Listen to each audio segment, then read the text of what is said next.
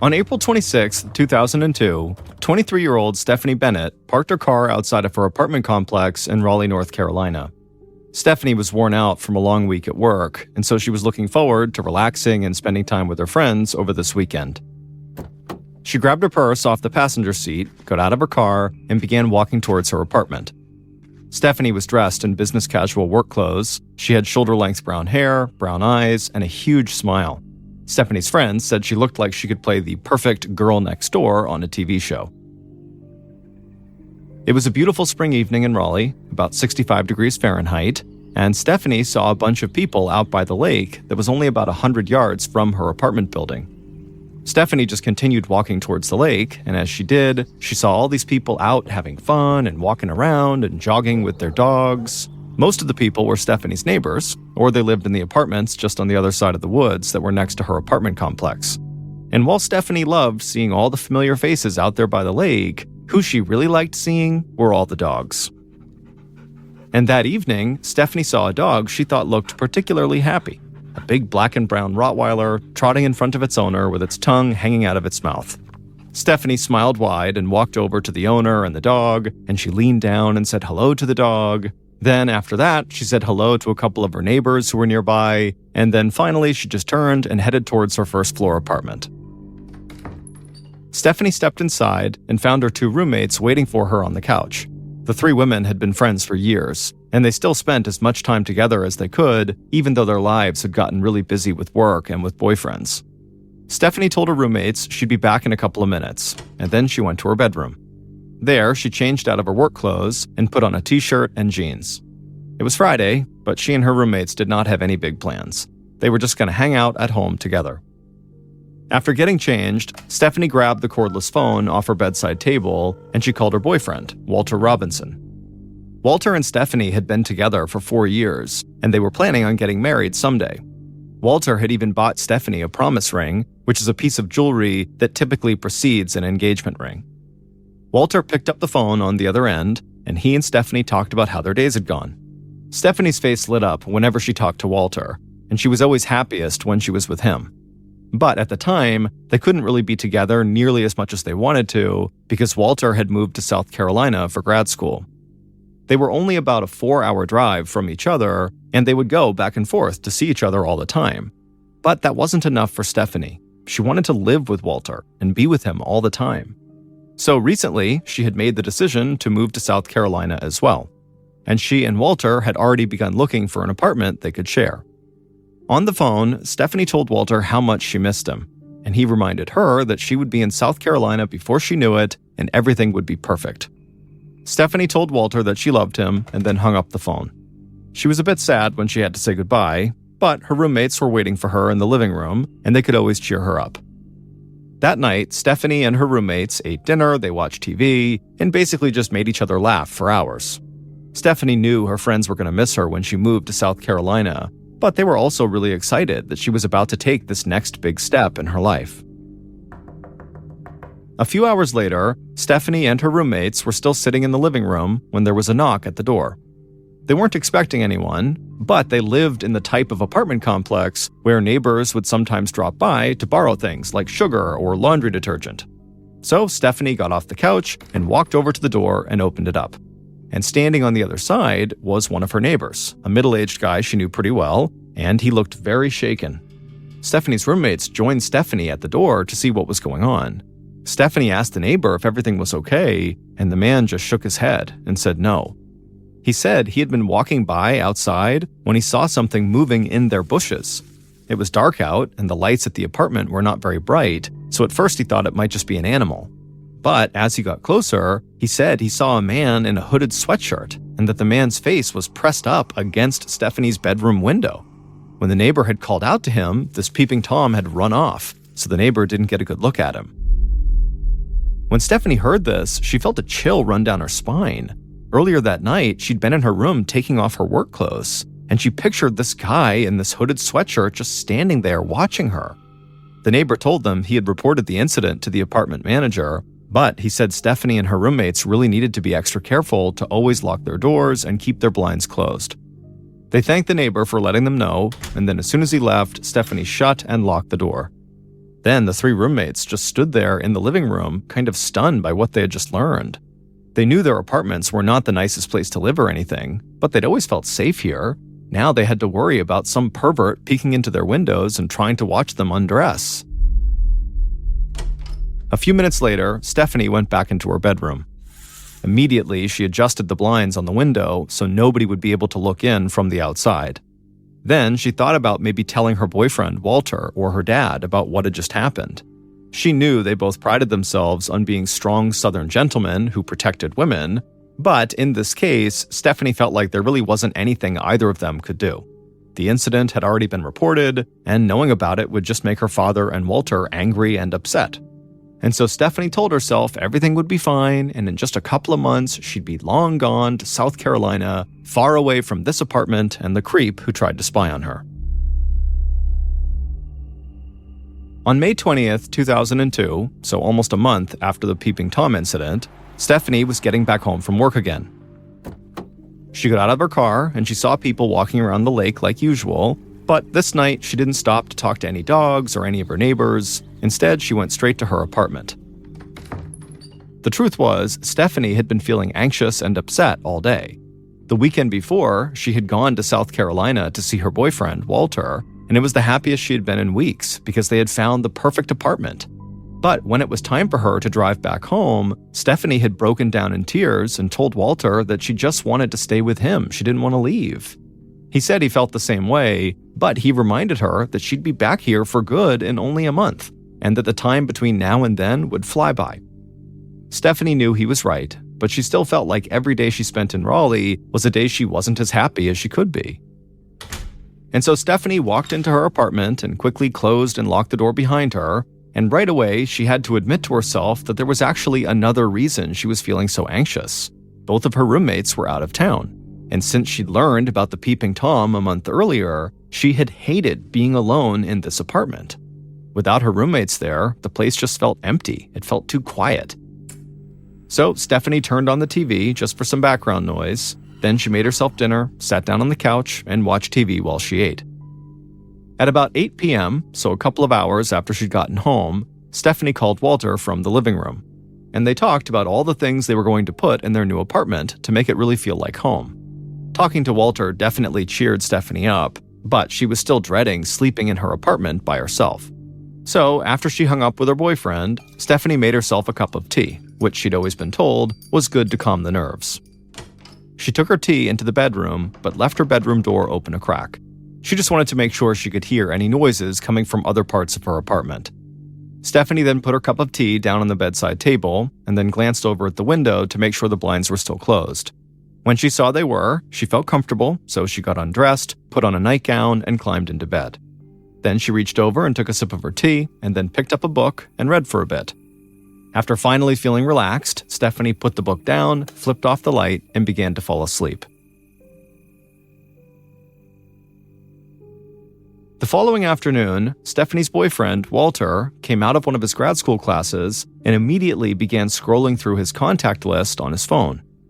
Walter and Stephanie talked almost every morning before she went to work and he went to class. But that morning, Stephanie had not answered her phone when he called. Walter hadn't thought much about it. There was a chance that maybe Stephanie had been getting ready for work or that she'd gone in early. But Walter had tried calling a few more times since then, and he had sent Stephanie a couple of emails, but he still hadn't heard back. Walter was getting worried. It was just weird for Stephanie not to respond to him at all. After scrolling for a minute, Walter finally found the number for one of Stephanie's roommates on his phone. Then he walked out of the building and called the friend while he headed to his car. Walter told the roommate what was going on, and the roommate said that Stephanie hadn't answered her phone when she called either, and so the roommate said that she was worried too. She told Walter she was out of town right now, but she'd call their apartment manager, and the manager could at least go by their place to just see if Stephanie was at home. Walter thanked the roommate and then tried to convince himself that everything was going to be okay. At 3:30 p.m., the apartment manager approached Stephanie's door. Stephanie's roommate had given the apartment manager permission to unlock the apartment and go inside. And so, after knocking and not getting an answer, the apartment manager pulled out a key and opened up the door and walked into the living room. And right away, nothing looked out of the ordinary. So she called out to see if anybody was home, but the place was silent. So the manager walked into the hallway that led to each of the 3 bedrooms. Stephanie's bedroom door was closed, but the door across the hall was open just a crack. So the manager walked down the hallway and looked through that crack into that room, and what she saw caused her to turn and run down the hall screaming. And then once she got outside, she frantically pulled out her phone and called 911.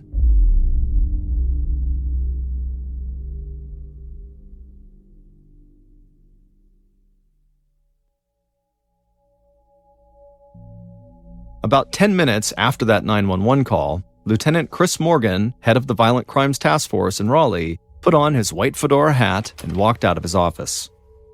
Lieutenant Morgan was a big guy, and he seemed even bigger when he spoke in his booming southern drawl. But it was really that white fedora, with its soft brim and indented crown, that made people always notice him wherever he went.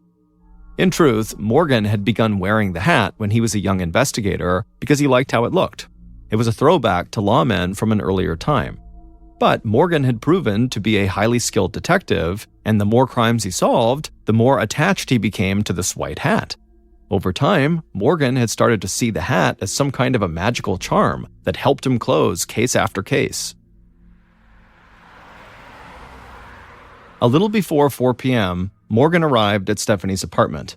Other officers and crime scene analysts were already hard at work. One of the officers greeted the lieutenant and then quickly ushered him down the hallway to one of the bedrooms. Morgan stepped inside the bedroom and looked down at the floor. Right away, he took off his fedora and stood there respectfully for a full minute, not moving or talking. Everyone who worked with Morgan knew that his big outward persona was actually just a small part of who he was. Inside, Morgan was a highly empathetic person, and it was his empathy that really made him such a great cop. He had worked violent crimes for years, but he still felt heartbroken every time he saw a victim. Violent crimes were an attack on his community and a robbery of everything the victim would have experienced in their life. After his moment of silence was over, Morgan put his hat back on and crouched down to the floor. He was looking at one of the most gruesome crime scenes he'd ever witnessed. The young woman lying there had already been identified as Stephanie Bennett, and Stephanie was lying on her back, naked, with her arms and legs stretched out to the sides. There were ligature marks on her wrists and ankles from where she had clearly been tied up. There was a dark purple mark around her neck, and there was a pair of blue women's underwear stuffed inside of her mouth. Lieutenant Morgan was sure the mark on Stephanie's neck meant she had been strangled to death, but Morgan just couldn't get over how pronounced that mark on her neck was. Whoever had done this to Stephanie had inflicted as much pain on her as they possibly could. Then Lieutenant Morgan called over one of the crime scene analysts. He wanted confirmation of something he already knew to be true. He told the analyst he believed there were clear signs of sexual assault, and the analyst agreed. Morgan stood up. He felt angry and sick, but he knew that in the case of sexual assault, there would be DNA samples from the attacker on the victim's body, and that was evidence Morgan could use to catch the person who did this. Looking around the room, Morgan saw that the window was closed, but the window screen had been removed. He thought there was a chance that that window was how the killer had entered the apartment. But Morgan also noticed several photos on the wall in this room that were of a young woman who was not Stephanie, so he assumed that this was actually not Stephanie's bedroom. So Lieutenant Morgan walked to the bedroom across the hall, and right away he saw pictures of Stephanie and her friends and family in there, so he knew this was her room. And so for some reason, the killer had carried out their attack on Stephanie in her roommate's bedroom. Morgan thought, perhaps the killer just wanted to stay close to their exit route, which would be through the roommate's window.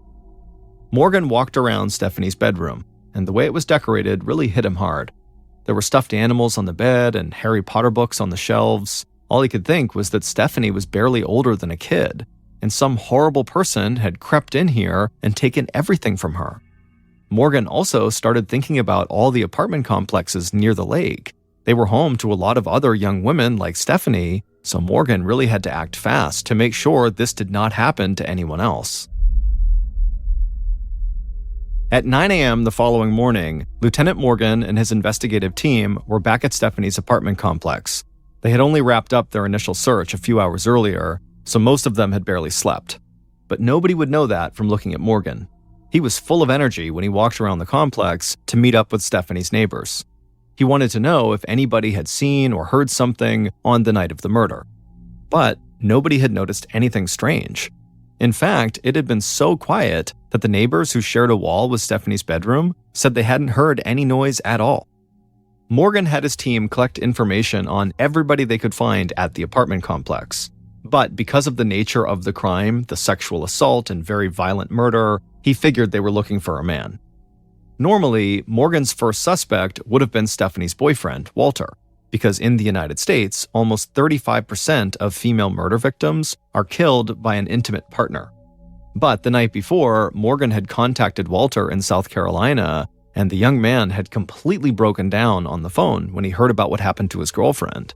And Morgan's team was quickly able to locate multiple witnesses who had been with Walter at the time of the murder. So Morgan turned his attention to the men in Stephanie's apartment complex, and he found that almost every man his team spoke to was willing to provide DNA samples. In fact, just about everybody who had known Stephanie, even if they had barely known her, told police they would do whatever it took to help police find her killer. They just kept saying how kind Stephanie had been to everyone, that this just didn't make any sense. While members of Morgan's team collected DNA samples from Stephanie's male neighbors, Morgan met with residents who had not been home when police first arrived. And Morgan pretty quickly found someone who had information that could help. It was the neighbor who had warned Stephanie and her roommates about the Peeping Tom a month earlier. The neighbor recounted his story about seeing the Peeping Tom, but as hard as he tried, he really could not give Morgan much of a description. Then, Morgan spoke to another resident, a man with a very heavy Czech accent, who claimed to have also seen the Peeping Tom. But, just like Stephanie's neighbor, the guy with the heavy Czech accent really did not get a good look at him. He just said the guy at Stephanie's window appeared to be white, so Caucasian, he was pretty big, and he appeared to have short hair. Morgan thanked both of the men for their help, because even without a detailed description from either one of them, they had actually given investigators a major lead here. And Morgan thought the killer could have been spying on Stephanie through her window for weeks or months, picturing her as their victim and devising their plan. So Morgan rounded up his team and told them to start looking for anyone who might fit the limited description they had of this Peeping Tom. Then, Morgan returned to Stephanie's apartment to see if maybe there was anything he might have missed. But what Morgan didn't know was someone was watching him while he was doing this. They were hidden in the shadows of the parking lot, and they could see everything that was going on. After speaking to Stephanie's neighbors, Lieutenant Morgan had focused his investigation on finding this Peeping Tom. But so far, police had come up empty in their search. Lieutenant Morgan encouraged his team to please remain patient because he believed the Peeping Tom would slip up and they would eventually get him. Because Morgan was convinced this Peeping Tom would not just stop with Stephanie, they would start looking for another victim. So Morgan had made sure to have officers on site at Stephanie's apartment complex and the other complexes nearby in case this Peeping Tom started looking in other windows. On the night of June 3rd, so roughly 2 weeks after Stephanie was murdered, a young police officer was walking the grounds of one of the apartment complexes near Stephanie's. And suddenly, this officer heard something coming from the bushes a few yards away. The officer quickly crouched down behind a nearby wall so he'd be out of sight. And then the officer craned his neck around that wall and he focused on the bushes, and there he saw a man standing in them looking through an apartment window. The young officer saw this man, this Peeping Tom, lean his face right up against the glass, and then he also saw this Peeping Tom undo his belt and then reach into his pants. The moment this happened, the young officer radioed for help and then got out from behind that wall and began sprinting towards this guy in the bushes. The Peeping Tom heard the officer, turned, and started to run. The young officer sprinted after him, but the Peeping Tom was fast. However, just then, 2 more officers came running out of the darkness from the other direction, and they leapt at this man and tackled him to the ground. The Peeping Tom tried to break free, but the officers kept him pinned down and got him handcuffed. The young officer who originally spotted the Peeping Tom eventually joined the other 2 officers totally out of breath, and then he called into the station and told Lieutenant Morgan they had finally caught the Peeping Tom. And as the officers led the Peeping Tom to a police cruiser, They had no idea there was somebody else nearby watching their every move.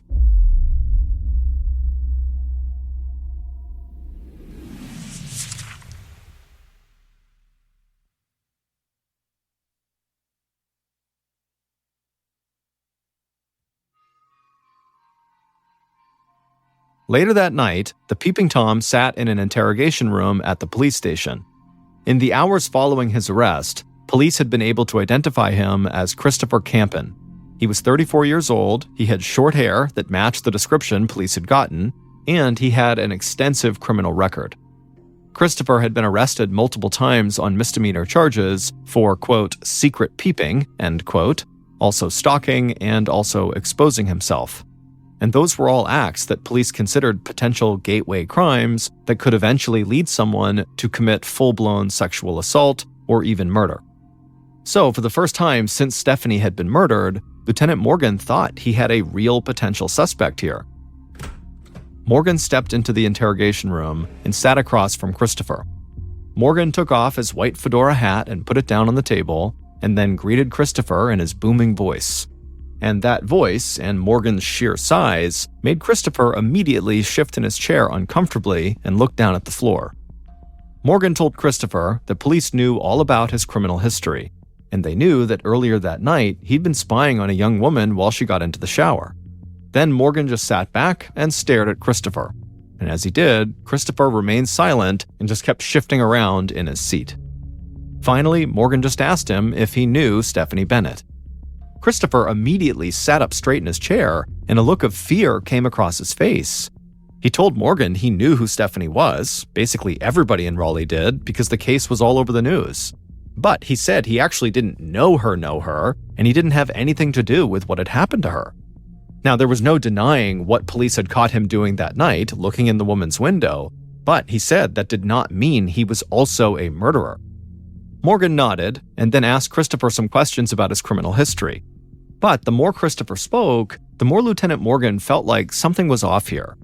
There was no question that everybody in the police department, including Morgan, hoped they had found Stephanie's killer when they brought Christopher in. After all, he was caught red-handed being a Peeping Tom.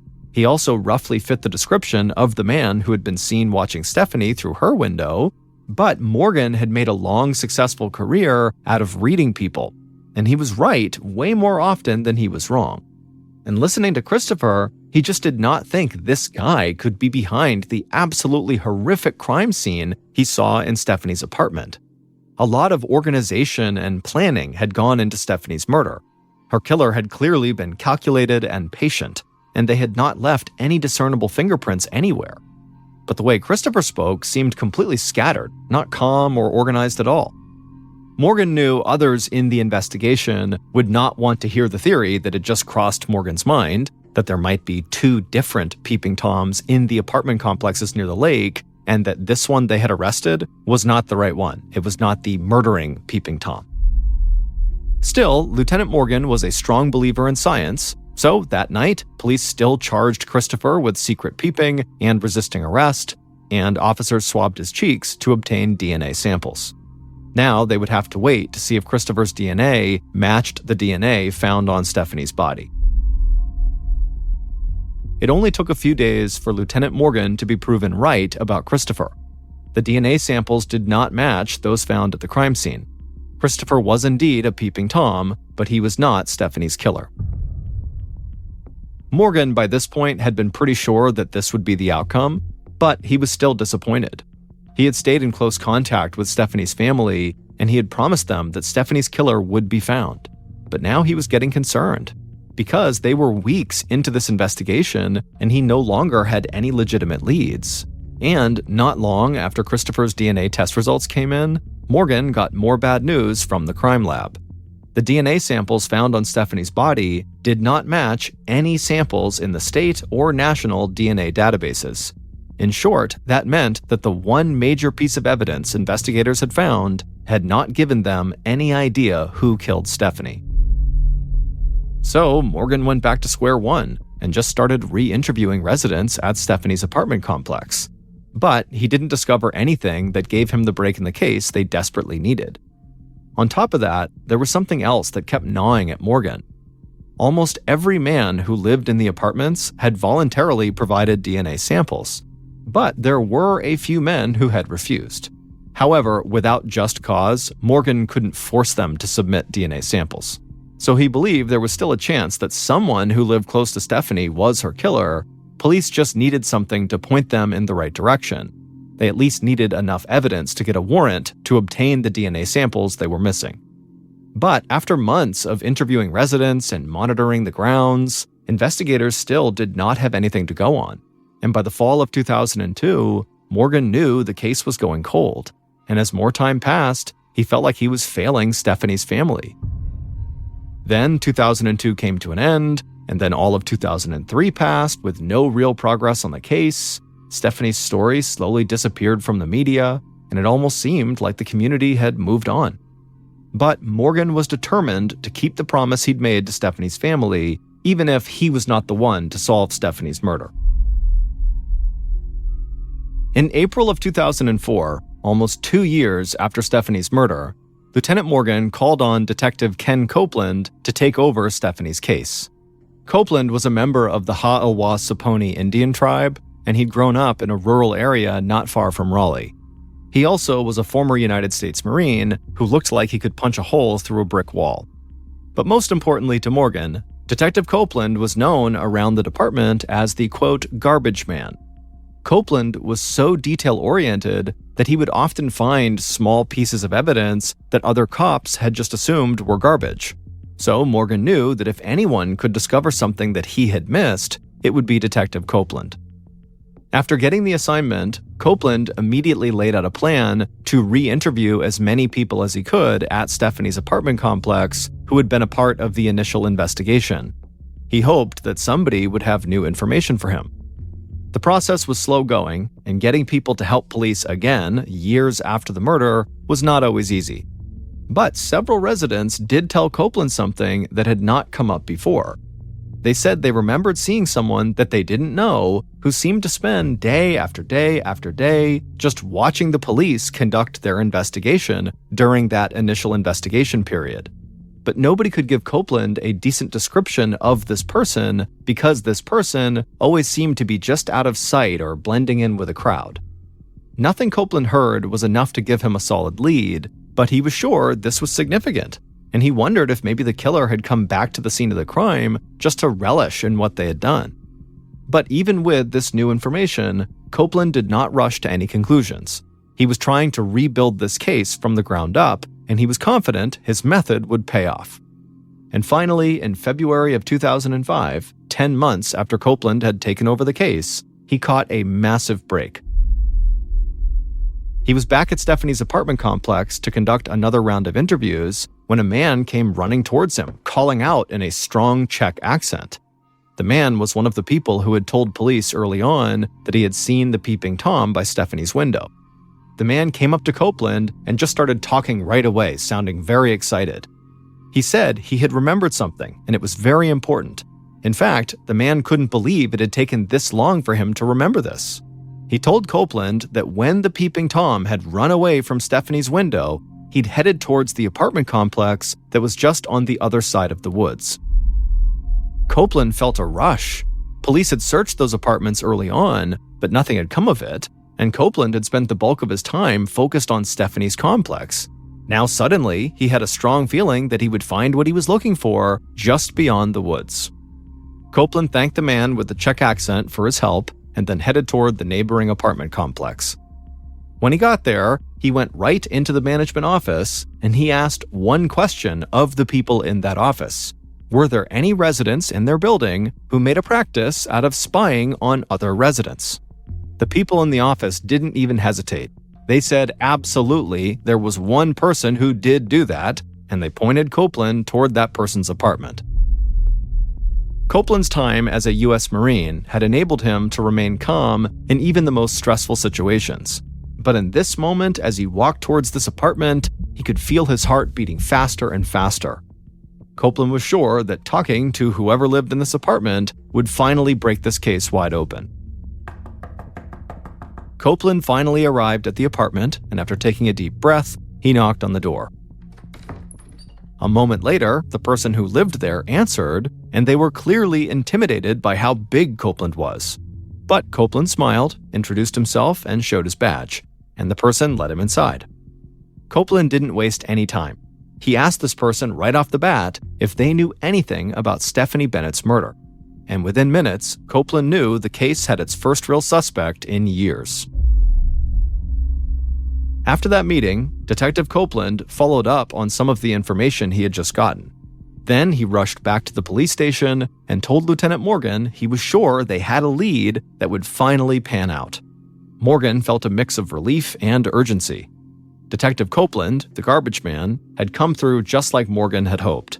But Morgan knew they had to make sure they had enough evidence to convict their new suspect in court.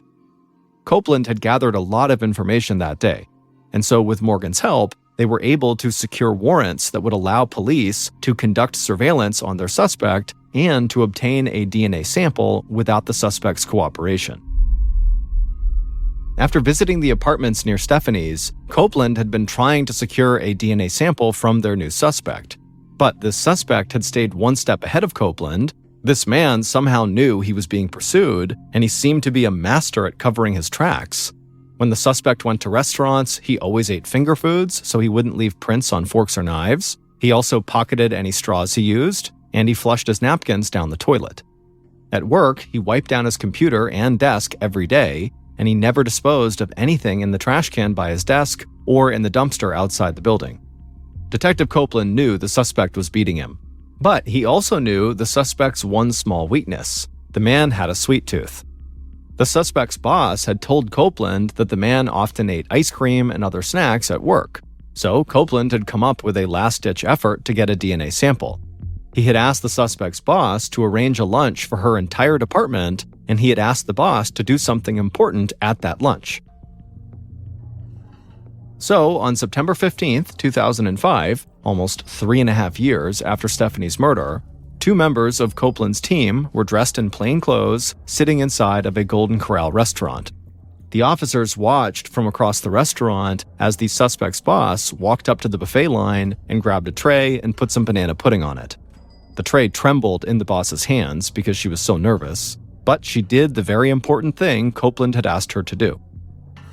She put that dessert tray right on the table in front of the suspect, and the suspect took the bait. They grabbed a banana pudding, and then he picked up a fork and began eating. After a few bites, the suspect wiped the fork down with a napkin and put the napkin in his pocket, but the suspect left the fork on the table. Minutes later, the suspect walked out of the restaurant, and at that point, the 2 plainclothes officers rushed over to the table and bagged the fork as evidence. And that fork would provide a DNA sample that would eventually allow police to determine who had killed Stephanie.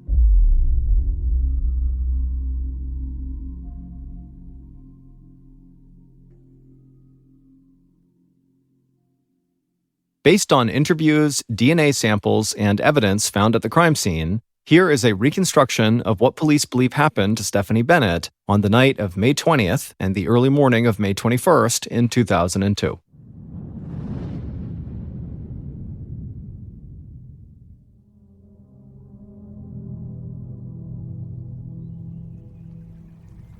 The sun was shining bright when the killer walked from his apartment complex over to Stephanie's. He was carrying a duffel bag on his shoulder, he tucked his long hair under the hood of his black sweatshirt, and he kept his hands in his sweatshirt pocket so nobody would see the latex gloves he was wearing. The killer scanned the grounds to make sure nobody was nearby, and he saw that everything was clear. He'd chosen this time to come because he knew most people would still be at work and not out walking on the footpaths near the lake. The killer moved quickly towards the high bushes in front of Stephanie's roommate's bedroom window. He crouched down, climbed through the bushes, and then removed the window screen. The window itself was locked, but the killer knew it was not that secure. And so he grabbed the bottom of the window with his gloved hands, used all of his strength, and he forced it open. Once it was open, the killer climbed into the roommate's bedroom and closed the window behind him. He walked across the bedroom, opened the door halfway, and looked across the hall at Stephanie's room. The door was closed. Satisfied, the killer turned back around and went inside of one of the roommates' closets, and once he was inside, he positioned the door so it was barely open a crack so he could still listen to what was going on in the apartment, and then the killer put his bag on the closet floor, he sat down, and he waited for hours. Finally, at about 6 p.m., the killer heard the front door unlock and open. He held his breath. He knew he still had to wait just a bit longer. The killer heard the TV turn on in the living room, then he smelled food cooking in the kitchen, and he listened as Stephanie spoke on the phone. All the while, the killer just kept breathing slowly so he would stay calm and patient. Finally, hours after Stephanie had gotten home, the killer heard her coming down the hall. From his spot in the closet, he not only could see Stephanie walk into her bedroom, but he could see her in the bedroom. She left her bedroom door open.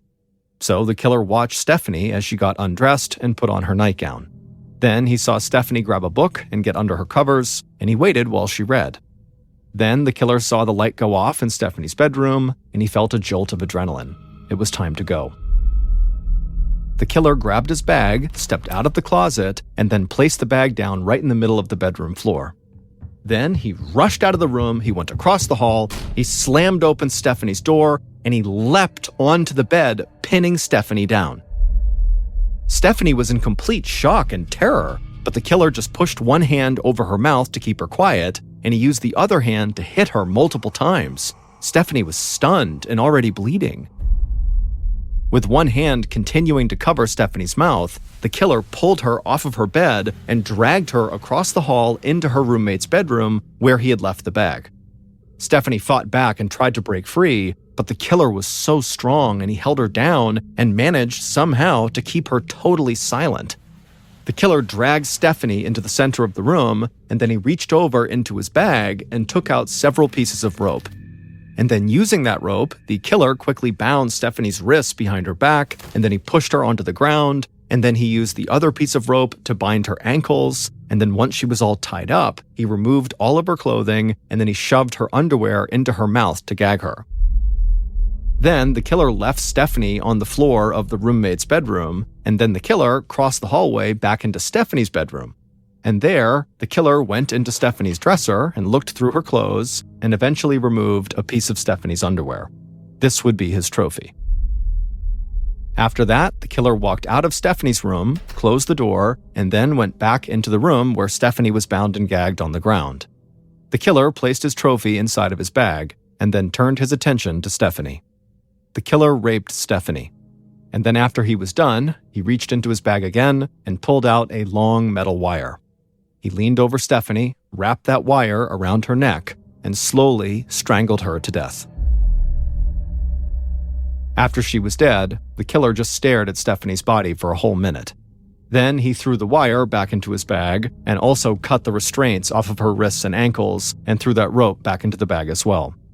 Then the killer picked up the bag, climbed back out the window he had come in through, and ran across the dark apartment complex towards the woods. A few minutes later, he arrived at his apartment, he opened the door, and the second he did, he was greeted by his very friendly and extremely happy-looking black and brown Rottweiler. It would turn out that Stephanie's murderer was someone she had met before, but only very briefly. His name was Drew Planton, and he was the owner of that very happy-looking Rottweiler that Stephanie had noticed and gone up to and crouched down and pet after coming home from work about a month before her murder. And that was it. That was Stephanie's entire connection to Drew. But for Drew, that small chance encounter had been enough. And not long after that interaction, Drew had begun to stalk Stephanie and spy on her through her windows when she was in her bedroom. And finally, Drew had decided Stephanie would be his next murder victim. Because it would also turn out that Drew Planton had very likely killed before. Police would discover that years earlier, he had very likely murdered an exotic dancer in Lansing, Michigan, but the case had gone unsolved. However, everybody involved in that case fully believed Drew was the killer. Drew was not on Lieutenant Morgan and his team's radar at first because he had moved out of the apartment complex near Stephanie's not long after the murder, and he didn't really fit the description of the Peeping Tom they had been given. He was tall, but he was gangly and had long, shaggy hair. Also, Drew was a well-respected chemist in Raleigh who did not seem to fit the initial criminal profile. But everything changed when the garbage man, Detective Copeland, took over. When Copeland learned that the killer had most likely lived in the apartment complex near Stephanie's, and that someone who Stephanie's neighbors didn't recognize had been watching the police from a distance, he had an idea. Copeland did not like to stereotype people, but as someone who'd grown up in the rural South, he believed every community had a busybody who made it their job to know everybody else's business. So he went to the apartment complex where he believed the killer lived, and he asked the office workers which resident spent the most of their time keeping tabs on their neighbors. And they immediately pointed him to one of the residents' apartments. But Copeland was not talking to the killer inside of that apartment. He was talking to a woman who regularly spied on her neighbors and who knew everything about all of them. And it turned out she was the person who had spent a lot of time lurking around the apartment complexes near the lake, watching the police investigation unfold. And that woman told Copeland he really needed to talk to Drew Planton, a man who used to live in an apartment close to hers and who had a pet Rottweiler. She said Drew had always creeped her out, but more importantly, she had seen him several times before the murder, hanging around near the apartment where Stephanie would be killed. And Copeland got confirmation from a few of Stephanie's neighbors, including the man with the heavy Czech accent, that they had often seen a man walking a Rottweiler around their apartment complex, and there was a chance that man could have been the Peeping Tom they saw outside of Stephanie's window. So Copeland came to believe that Drew was very likely Stephanie's killer. Drew was able to elude police for a while, but eventually his love of sugar brought him down. Copeland knew nobody would eat banana pudding with their hands, so he set up his sting operation with Drew's boss, and sure enough, a partial DNA sample taken from the fork Drew used to eat the pudding showed that he was most likely Stephanie's killer. And that was enough to convince Drew's boss to continue helping the police, and she would ultimately secure a pair of gloves Drew had used at work before he could throw them away. And those gloves provided police with a more complete DNA sample that would be strong enough to hold up in court, and that did make it clear that Drew really had murdered Stephanie. In court, Drew Planton refused to walk, speak, or even open his eyes. He acted like he was in a totally catatonic state. But Drew was not catatonic, and ultimately he would commit suicide in jail before a verdict could be handed down. Rachel Berkheimer was born on January 16, 1984 in Everett, Washington, which is a city that is located 25 miles north of Seattle and sits on the banks of the Puget Sound, which is a large inlet of the Pacific Ocean.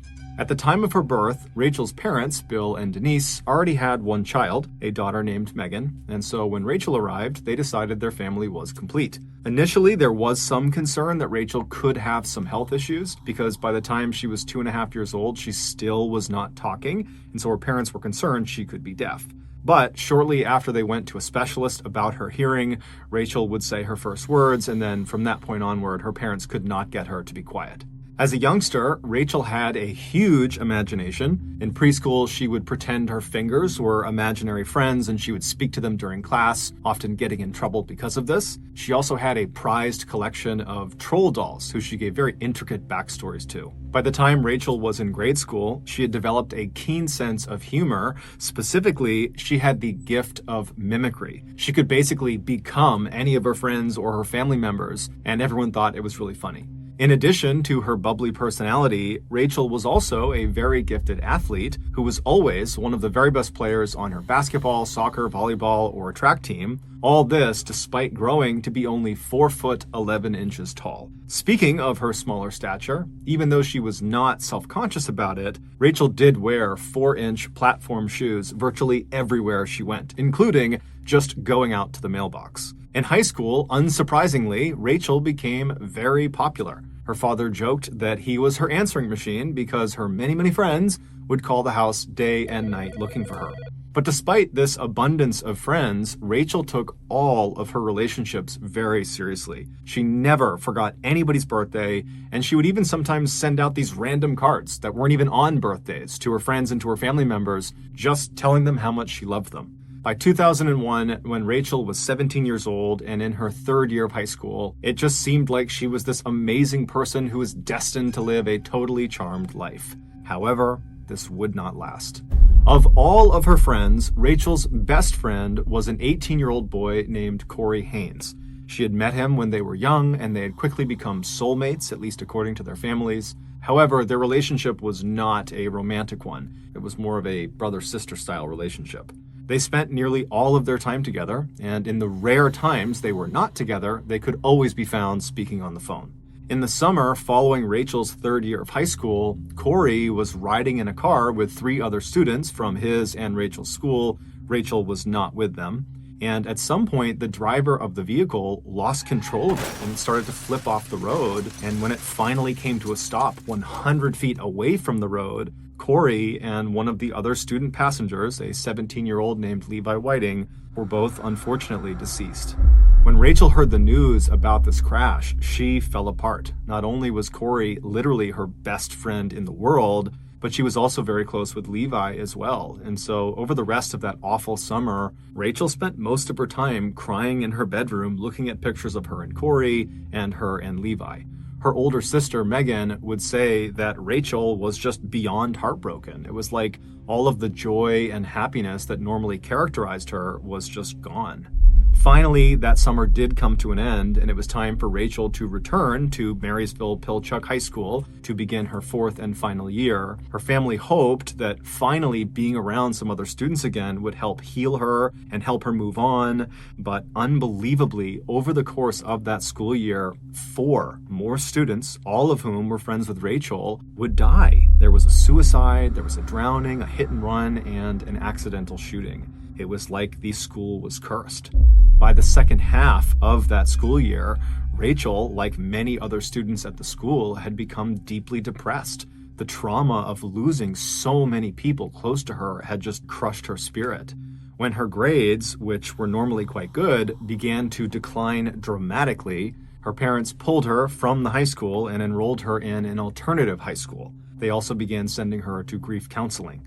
But not long after joining this alternative high school did Rachel drop out, so she did not get her high school diploma.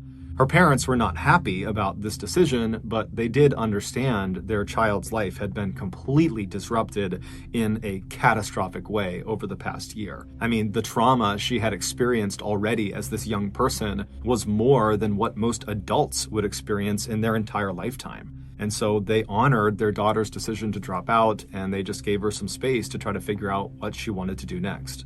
After dropping out of school in the spring of 2002, Rachel got a job at a local pizza and pasta shop in town, but after only a couple of months, she quit. She did pick up some hours babysitting that summer, but for the most part, she spent her time just sitting in her room, alone and sad. Then one day, her father looked at the family's phone bill and saw it was significantly higher than normal. When he reviewed all of the individual charges, he saw there was one that really stood out to him. There were dozens and dozens of collect calls that had been placed from an inmate at a correctional facility. When he confronted his daughter about these calls, she would tell him that yes, she was speaking to an inmate at a correctional facility, and his name was John Anderson. He was 20 years old. He went by Diggy, that was his nickname, and that she and Diggy were in this sort of new romantic relationship. She told her father that she had met Diggy a year earlier at a high school party. This was before he was sent to jail on drug and burglary charges, and he had been very interested in her at the time, but she wasn't interested in him. Despite the rejection, though, Diggy continued to pursue Rachel well after this party, but it wasn't until a year later, when she had dropped out of high school, that she finally decided to give him a shot. Rachel would tell her father that Diggy, despite being a convicted criminal, was very misunderstood. He was actually a very nice guy who just had a troubled past, and that was why he kept getting in trouble with the law. Her father did not approve and was very worried about his daughter, but he wanted to be supportive and felt like he didn't really know the whole situation, and so he just told her, please just be careful. Not long after this father-daughter talk, Diggy got out of prison, and so Rachel, who had spent the better part of the last year shut up in her room, was now suddenly going out all the time to see him and his group of friends. It's important to understand here that Diggy and his group of friends were in reality just a group of petty criminals and drug dealers for the most part. However, they thought of themselves as a full-fledged, organized criminal gang, and they were very proud of it. And they even referred to themselves as the Northwest Mafia. And Diggy was very clearly their leader. Quickly, it became apparent to Rachel's family that a big part of, quote, spending time with Diggy and the Northwest Mafia was partying and doing drugs and drinking alcohol. And so naturally, the parents were very concerned for their daughter, who they felt was really starting to go down the wrong path in life. So over the next couple of months, Rachel's parents and her sister all tried to gently convince Rachel to stop spending so much time with Diggy and his crew because they were a totally bad influence on her. But Rachel was adamant that Diggy and his crew was making her happy, and that right now, that was what she needed, that she needed to be around them, that they were really just awesome people, and that you gotta trust her. And her family, they didn't trust her. They felt like, maybe she's going through a phase where she wants to date, a bad boy. They didn't really get it, but they also didn't have a way of getting through to her. It seemed like she was just convinced this is what she needed to be doing now, and so they just were kind of at a loss. Then, one day, it seemed like everything had just magically fallen into place. It was on a sunny morning in late July of that year. Rachel's father was outside working on his garden when his daughter, Rachel, suddenly appeared looking happier than she had in a long time. Bill smiled back at her and was like, "What's going on? Why are you so happy?" And she would tell him that she had a plan. She was going back to school and she was going to become a medical technician. And she was just absolutely beaming as she's telling him this news. When she was asked what had brought about this incredible change, she explained that she had recently made a new friend who was encouraging her to do this. She said his name was Maurice Rivas. He was 18 years old like she was, and he was a part of the Northwest Mafia. She told her dad that she had previously interacted with him when she first started seeing Diggy a few months earlier, but she had never really had a real conversation with him. She'd only just kind of waved and said hi whenever they were at gatherings together. But a few days earlier, when she was at a Northwest Mafia party, she and Maurice just kind of happened to find themselves alone, and so they struck up a friendly conversation. And during that talk, Maurice confided in Rachel that he was actually really unhappy and he wanted to leave the Northwest Mafia and he wanted to go back to school since he had actually dropped out of high school as well. And when Rachel heard him say this, she had an epiphany. She realized she felt exactly the way he did. She didn't like being in the Northwest Mafia. She didn't even know why she was in the Northwest Mafia. She didn't know why she was seeing Diggy, and it was like it all clicked for her. And so she confided in Maurice, this guy who she barely knew. She said, "You know what? I feel the same way. I don't want to spend time with these people. I want to go back to school." And so this random conversation they had at this party really immediately bonded them together. It was like they both had been harboring this deep, dark secret, but now only with each other, they could discuss it openly. And it was very liberating for them. And so by the end of this first real conversation they had had, the pair had promised each other that they were going to get out of the Northwest Mafia. They were going to go back to school. They were going to clean up their acts. They were going to fix their lives. And they were going to do it together. They were going to support each other and have each other's back. Rachel would even joke with her father that they were already talking about when they went back to school that they would go to senior prom together, although she assured her dad that their relationship was totally platonic. This was not a romantic thing. Bill, her father, had no idea what to say. This was literally the best case scenario. It was the thing her family had been hoping for over these last several months, and it seemed like it was finally happening. And so he told Rachel he was so proud of her. He gave her a big hug and said, "Look, if you need anything, just let me know." And Rachel smiled and she gave him a hug back, and then she turned around and skipped back inside the house. And sure enough, over the next 2 months, Rachel did act very differently. She started very intentionally getting her life back together. She started spending more time at home with her family, and she started going to church with her mom, and she also began reconnecting with some of her older high school friends who had always been a positive influence on her. And so by September of that year, Rachel did seem like she was more or less back to her old happy self. Except there was one element of her life, of her old life, so to speak, that she was not able to shake. And that was her relationship with Diggy. She just could not end it. She had tried to, but apparently he didn't want to break up. And so they fell into this sort of weird on and off again relationship that kept Rachel periodically going back to these Northwest Mafia gatherings. Her family was obviously unhappy about this particular detail, but they did feel confident that given her recent changes, that she would eventually break it off for good with Diggy. And so until that happened, they were actually quietly grateful that her new friend Maurice was also still spending time with the Northwest Mafia. He too was kind of struggling to fully break contact with them. And so the family was thinking, well, yeah, they do need to leave, but for the time being, when they're at these gatherings, at least they'll have each other. On September 23rd of that year, Rachel was invited to a Northwest Mafia get-together, and she did agree to go. Before she left her house, she did not give her family very much information about what she was doing or where she was going. All they knew was that apparently she was going out to see some friends. And so that night, when Rachel did not come back home, her family was definitely concerned about her, but they assumed she must have made plans to stay out at this friend or friend's house for the night. And since she didn't have a cell phone, they couldn't call her to confirm that, and so they just had to wait until the next day to see if she would show up again. But the next day arrived, and Rachel did not show up again, and when her family began calling around to her various friends' houses, both old and new, no one seemed to know where she was. For a couple of days, the family continued to call around town and even drove around town putting up posters, asking people to come forward if they had seen her, but there was no sign of her. And so finally, on September 27th, the family went to police and they officially reported Rachel missing. The police immediately jumped into action, sending out units to scour all corners of Everett, Washington, and the surrounding areas. They also began questioning virtually anyone who was even remotely affiliated with Rachel in hopes they might know something. But despite this really aggressive initial push by police, it led to nothing. Then, out of nowhere, someone very unexpected came forward and gave the police a huge tip. And this tip would ultimately lead police to discover the truly unbelievable story of what happened to Rachel. The following is that story.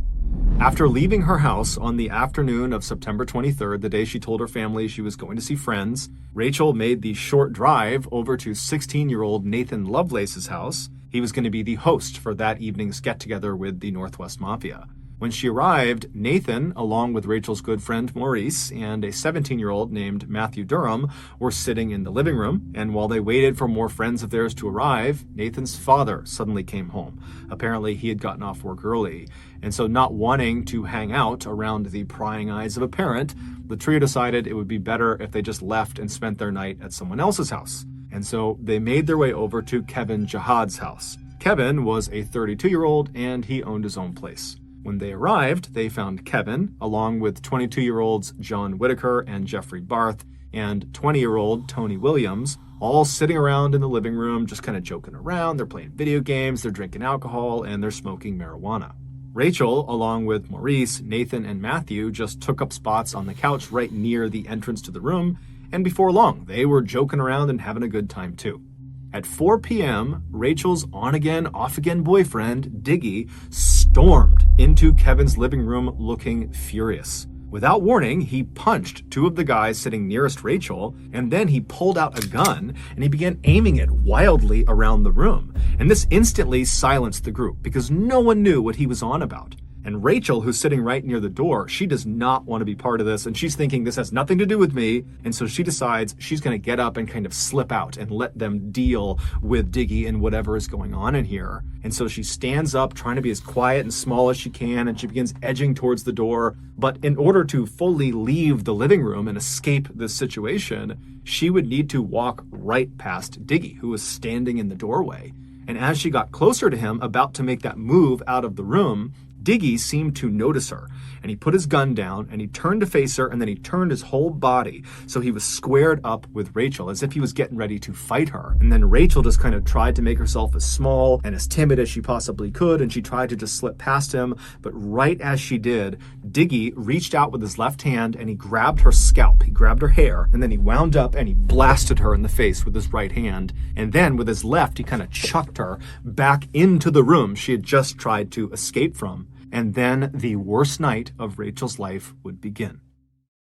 As soon as she hit the floor in that room, she tried to scramble back to her feet, but before she could, she was getting punched and kicked by Diggy and several other of her friends who had just been sitting in the room joking around with her, and then the others who were in the room who were not actively participating in beating her, which included Maurice Rebus. They sat there idly doing nothing while Rachel screamed for their help. When her screams got so loud, Diggy was concerned the neighbors would hear her. One of the idle onlookers in the room, 20-year-old Tony Williams, simply turned the music up to drown her screams out. After a few horrible, violent minutes, Diggy told the others to stop, at which point he reached down and he grabbed Rachel's hair again and dragged her out of the room, and then he dragged her across the kitchen floor and through a door that led into the garage. Once she was inside the garage, he jammed a dirty sock into her mouth and he covered her mouth over with duct tape, and then he bound her wrists and her body with rope, and then once he was certain she could neither make any noise or go anywhere, he pushed her over so she was laying on her side all bound up, and then he just left. He went back into the house and back into the living room with the others. What Rachel was not aware of was this entire night was a setup.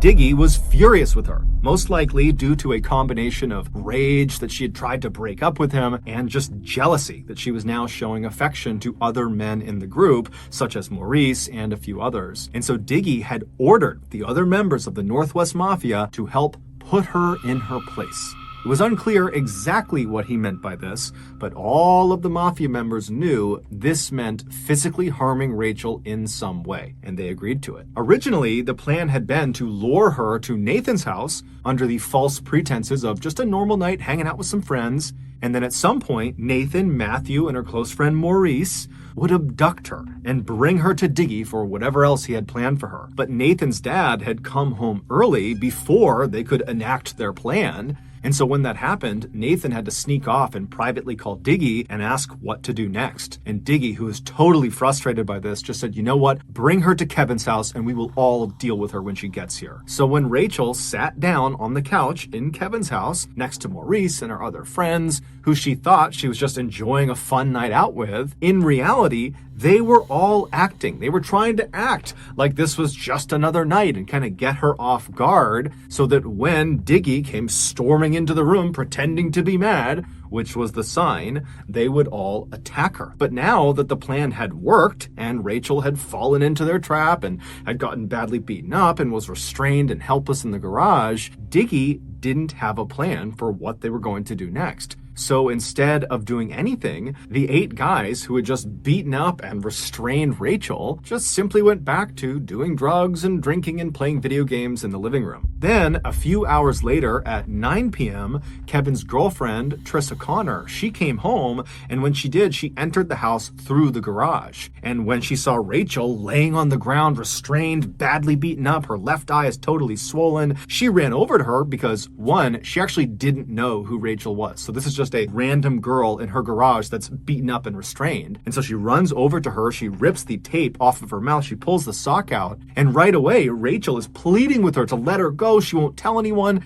and Trissa is totally confused because she really has no clue what's going on. She was not a part of the plan to harm this girl, and so Trissa just instinctively runs into the house. She does not make any contact with the guys in the living room. She goes straight into the kitchen and she gets a knife, and then she runs back into the garage and she begins cutting through all of Rachel's restraints to free her. But before she could finish the job, Diggy apparently had heard the commotion of Trissa coming in and heard her running around the house. And so Diggy comes storming into the garage. He sees what Trissa is doing. He runs over and he grabs her hands and he physically stops her from freeing Rachel. And then he threatens Trissa that he's going to harm her if she lets Rachel go. And so Trissa, amazingly, at this point, despite clearly seeing something very bad is happening to this girl, instead of continuing to try to fight this and figure out what's going on and maybe try to help this girl, she just gets mad at Diggy and says, I don't want this in my house. What are you doing? I don't want this girl in my house. You know what? I'm going to call the cops if you don't get rid of her.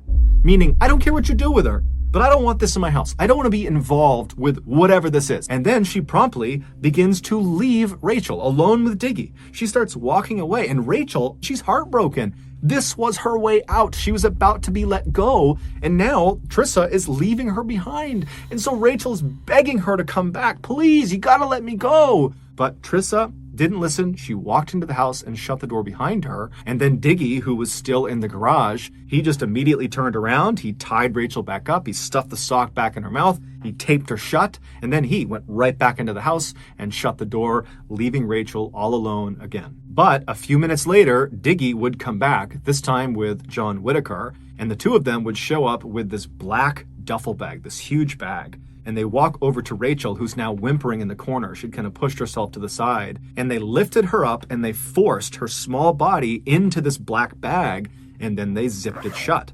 And while they did this, Matthew Durham, who had been in the living room, he had gone outside and gotten his red Jeep, and he had backed it up to the closed garage door. And then once Diggy and John had Rachel secured in this bag, they opened the garage door up and they put her in the back of the Jeep and they shut the Jeep's back door. And then Diggy ordered John, along with Matthew and Rachel's friend Maurice, who had just come outside, to just go drive around town with Rachel in the trunk until he, Diggy, figured out what they were going to do next. And so the trio hopped in the red Jeep and did what their leader told them to do. They began driving around Everett with Rachel in the trunk. And this whole time, Rachel could clearly hear anything that was said inside of the vehicle, but apparently during this initial drive around, the trio didn't talk. So it's unclear if she understood who was actually with her. But eventually, during this drive around, one of the three young men in the Jeep got a call from Diggy, who told them he had his plan, so come pick him up. At this point, the trio decide, for whatever reason, to just dump Rachel somewhere, basically stash her somewhere in her bag,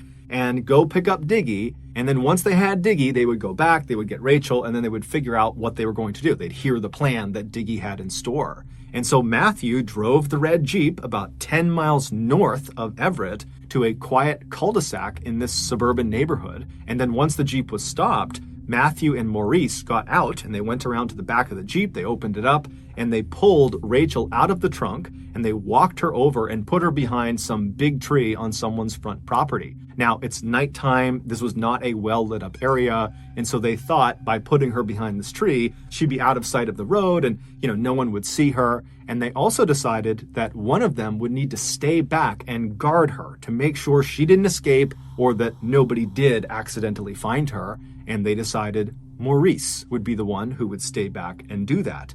And so after Rachel has been planted behind this tree, Maurice made his way over and he sat down next to her. And then Matthew and John, they just drove off in the Jeep to go get Diggy. And so once the Jeep had driven off, Rachel, who could clearly hear their discussions and she could hear the Jeep pulling off, she knows she is now alone with her good friend Maurice. And so this is her opportunity to plead with him to help her. And so as soon as she hears that Jeep is gone, she starts screaming through her gag on her mouth to try to get his attention, and it worked. Maurice quickly unzipped the bag and pulled her gag off, but he didn't untie her. And right away, Rachel, she is so upset, she's frantic, and she says to Maurice, "They're gonna kill me if you don't get me out of here. You have to free me." And Maurice was just very nonchalant, and he said, "Yeah, I think you're making a big deal about this. You're going to be fine. Just go along with it. It's not a big deal." But Rachel couldn't believe what she was hearing. And so she's saying, "Maurice, don't you get it? They are going to kill me. This is the chance. Let me out. Save me. You're supposed to be my friend. Let me go."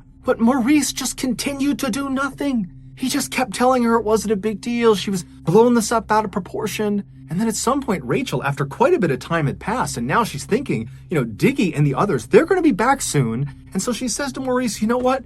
If they're going to kill me, I just don't want to be drowned. I'm terrified of being drowned. At least make them shoot me. Make it quick." And at this, Maurice just doesn't say anything. And instead, he reaches down and he grabs the sock and he puts it in Rachel's mouth. He puts the tape over her mouth and then he presses her down into the bag and he zips it shut. And then he waits for Diggy and the others to come back. And sure enough, just a couple of minutes later, Matthew, John, and Diggy returned in the Jeep to the cul-de-sac. They got out and they lifted Rachel up inside of the bag and they brought her back over and put her in the trunk of the Jeep, which now contained 4 new shovels. And then once the trunk was shut, all 4 men piled inside as well. And then Diggy told Matthew to head out to a particular off-roading spot he was familiar with. It was about 30 miles to the northeast. And over the course of this hour-long drive, Rachel could hear everything being said inside of this Jeep. And she would have heard all the details of exactly what Diggy had planned for her. And so she knows what's going to happen to her, but she can't do anything about it. She's just bound in the back of this Jeep. And so around midnight, they reached their destination, this off-roading site, which was basically this thick forest at the foot of a mountain near a small pond. And once they parked, the men got out, leaving Rachel in the trunk with the trunk shut, and they began walking around the back of the vehicle and started looking on the ground until Diggy said he had found a spot that he really liked, and it was about 10 or 15 feet behind the vehicle. And so once this spot was identified, the men walked back to the Jeep, they opened up the trunk, and they left Rachel, but they pulled out their shovels. Diggy, John, and Matthew, they all took their shovels and walked to this designated spot on the ground, and they began digging, but Maurice didn't. He stayed back at the Jeep, standing right against the trunk with Rachel right behind him. So again, he has this opportunity where, in theory, he could help Rachel, but while she whimpered behind him and tried to get his attention and tried to get him to help her, he just ignored her, and he pulled out a cigarette and he began smoking, and he also had a soda that he was drinking. And so he's just standing there doing nothing. And at some point, Diggy looks up and notices this, and he yells at Maurice to come help them, get your shovel and start digging. And so Maurice, reluctantly, puts a cigarette out, throws his soda can away, and then he grabbed the last remaining shovel, and then he walked away from Rachel and the Jeep over to this site, and he began to dig as well. For the next 30 minutes or so, Rachel, who's still in the trunk is open, she's still in the bag, she's forced to listen to the sound of these 4 people dig what sounds like a very sizable hole.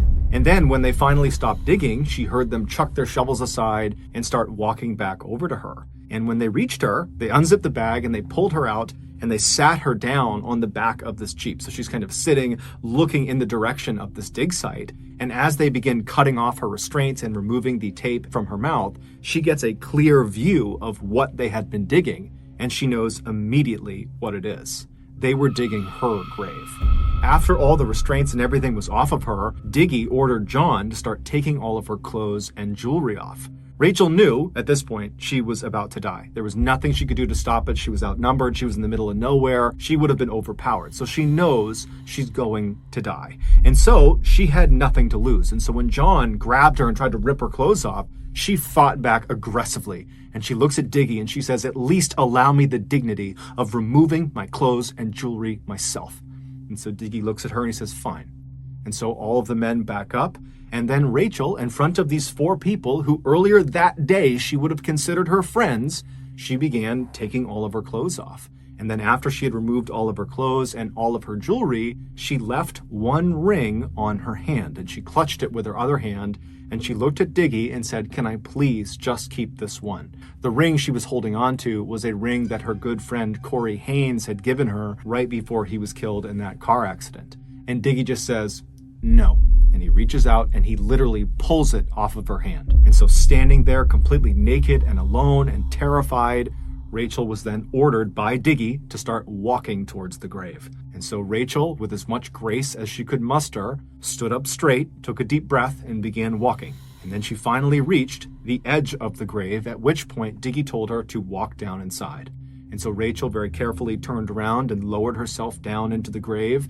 And then she stood up in the middle of the grave with her back to her attackers, at which point Diggy said, "Get on your knees." And so she did this, and as soon as she was down on her knees, she looked skyward and she pressed her hands together and put them right up against her chest, and she began praying. And as she's looking upward towards the sky, Diggy laughs at her and says, "Don't worry, you'll be up there soon." And then Diggy pulled his gun out, he aimed it at her back, and he began firing the gun. And he shot several times into the back of her head, into her back, and then his gun jammed, at which point he cleared the jam, he reloaded his gun, and then fired even more shots into her body. And then he put his gun away, and he, along with the other 3 men who had just witnessed this and participated in this, used their shovels to fill the hole back in, covering her up. Once she was buried, the men rounded up all of her things, along with the shovels and the murder weapon, and they chucked it into the nearby pond. Diggy made sure to crush the ring Rachel had said was so important to her before he threw it into the water. Then the men climbed back into the red Jeep, and they drove back to Everett. And on the ride, Diggy would tell them that if they told anyone about what they had just done, he would kill them too. But just a few days later, after Rachel had been reported missing, the mother of Jeffrey Barth. Jeffrey was someone who had been at Kevin Jihad's house on the night Rachel was abducted, and he also played a role in her capture.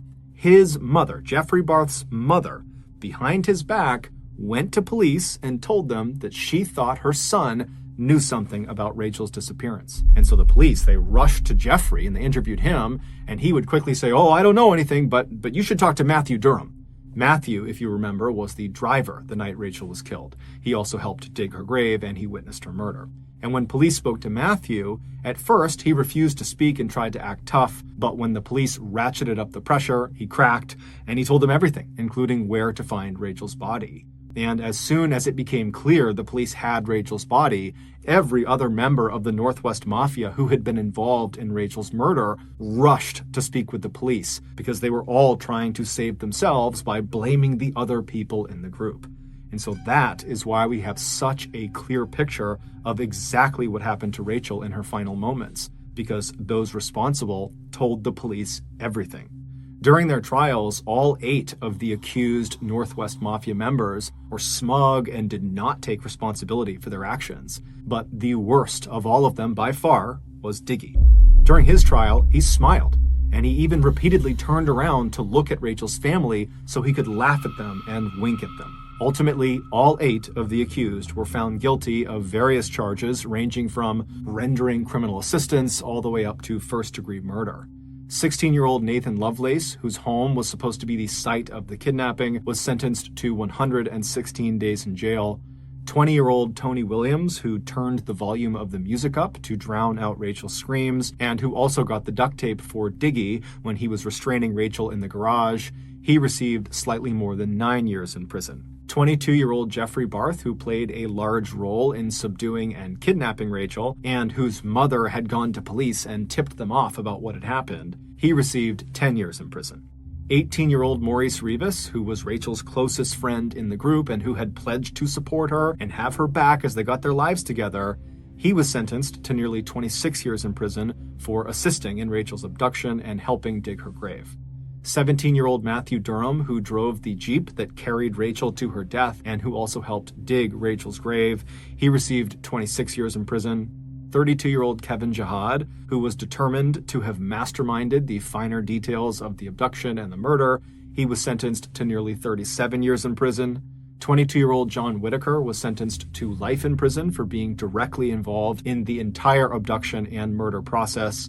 And 20-year-old John Diggy Anderson, the leader of the Northwest Mafia and Rachel's ex-boyfriend, he was also sentenced to life in prison for his role in her murder. Throughout Rachel's horrible ordeal, there were many people who could have stepped in and stopped what was happening to her, most notably Trissa Connor, who was Kevin Jihad's girlfriend and who found Rachel tied up in the garage, and Maurice Rivas, who was alone with Rachel in that cul-de-sac and could have easily freed her, but didn't. As a result of these heart-wrenching details, Rachel's family and their legal team worked very hard to pass a bill called SHB 1236. This bill makes it a criminal offense in America if you do not summon assistance for a person that has suffered substantial bodily harm. They are hoping this will save at least one person from suffering unnecessarily. Today, the Berkheimer family is still grieving the loss of their Rachel. However, her father, Bill, takes solace in a particular photograph the police showed him. After Rachel's gravesite was discovered and her body was removed from it, the police took a photo of the grave itself. And in this photo, you can see an imprint in the soil of Rachel's hands where she fell after she was shot. And it looks like her hands were pressed together near her chest, meaning she was likely praying in her final moments on Earth. And Bill likes to believe that means she was at peace when she finally died.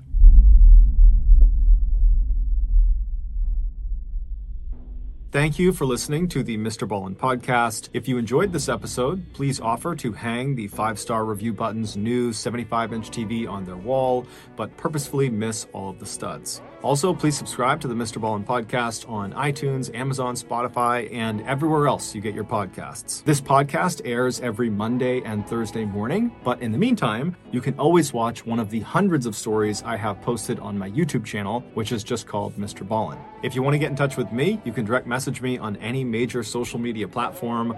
My username on all of them is just Mrballen, and yes, I really do read the majority of my DMs.